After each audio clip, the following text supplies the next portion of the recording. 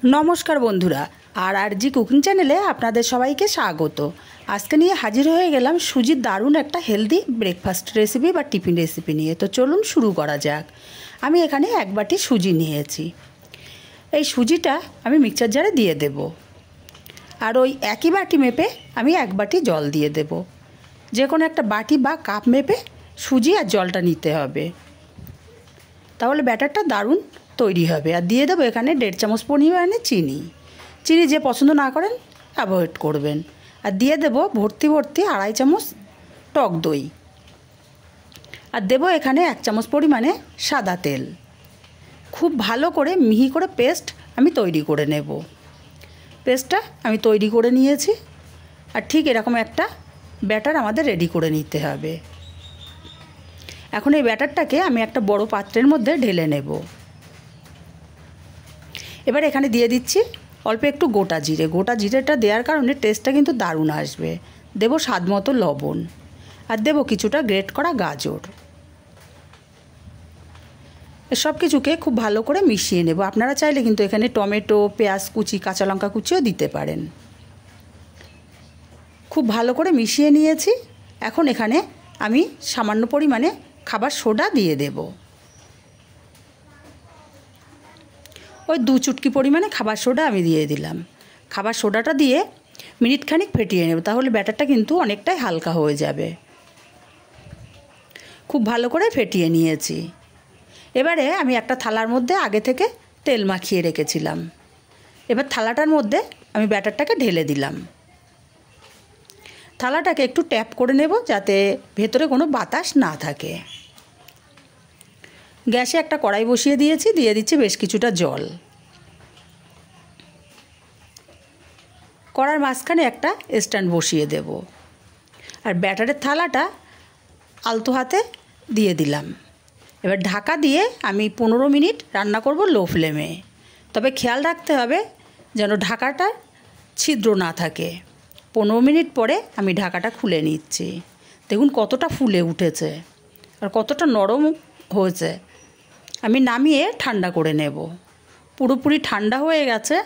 এখন এটাকে একটা ছুরির সাহায্যে চারিধার কেটে নেব, তাহলে আমার থালা থেকে উঠিয়ে নিতে সুবিধা হবে।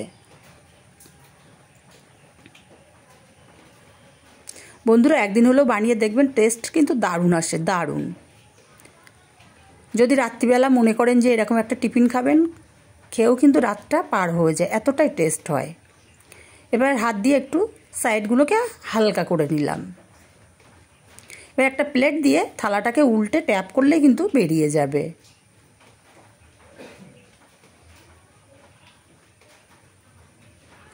দেখুন কত সুন্দর বেরিয়ে গেছে।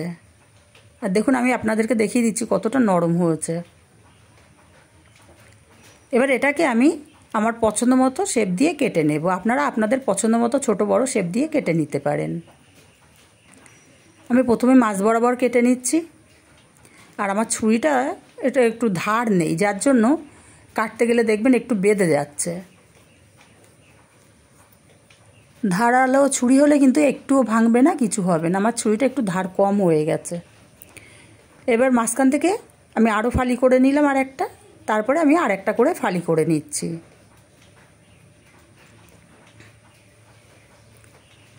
এইভাবেই আমি টোটাল 8 টুকরো করে কেটে নেব।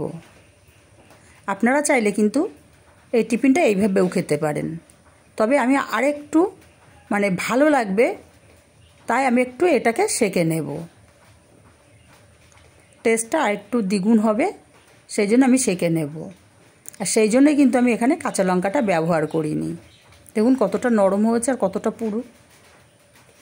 এবার গ্যাসে আমি ওই একই কড়াইটা পরিষ্কার করে বসিয়ে সামান্য একটুখানি তেল দিয়ে দিলাম। খুবই সামান্য তেল কিন্তু আমি এখানে দিয়েছি, 1 চামচেরও কম।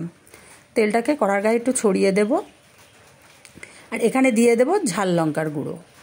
আমি এই লঙ্কার গুঁড়োটা দেবো বলেই কিন্তু কাঁচা লঙ্কা কুচি ব্যবহার করিনি। আপনারা ঝালটা বেশি খেলে কাঁচা লঙ্কাটাও ব্যবহার করতে পারেন। লঙ্কার গুঁড়োটাকে কড়ার গায়ে ভালো করে ছড়িয়ে দিচ্ছি। তারপরে এখানে এক একটা টিফিনের টুকরো আমি দিয়ে জাস্ট 1 মিনিট এপিট ওপিট করে আমি তুলে নেব। আমি কিন্তু কড়া করে ভাজছি না, একদম জাস্ট এপিট ওপিট করে একটু হালকা করে সেঁকে নেব।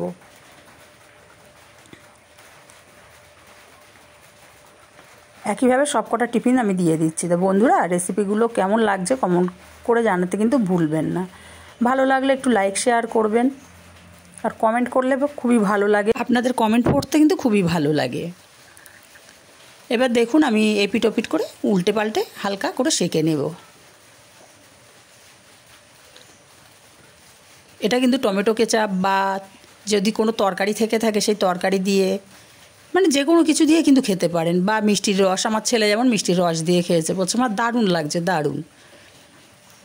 এপিট ওপিট সেঁকে নিয়েছি টিফিনগুলোকে, এবার উল্টে পাল্টে আমি তুলে নেব। দেখুন আমি তুলে নিচ্ছি।